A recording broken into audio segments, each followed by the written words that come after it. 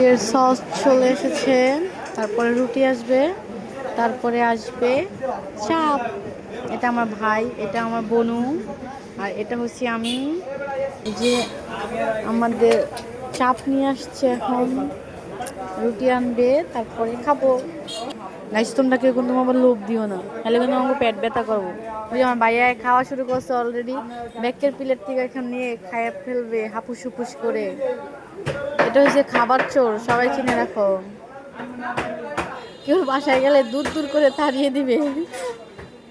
এই যে আমাদের রুটি চলে আসছে এখন, গরম গরম রুটি। তো আমি খাবার খাই, আপনারা অপেক্ষা করেন আমার ভিডিওর জন্য। তো আল্লাহ হাফেজ, এ পর্যন্ত এই ভিডিও আবার আশা করি ছাড়বো। দেখছেন কি শুরু করছে রুটি নিয়ে। আরো কিছু খাবো, এটাও দেখাবো বাসায় যাওয়ার টাইমে, আরো গল্প করব তোমাদের সাথে। চলো এখন এ পর্যন্তই।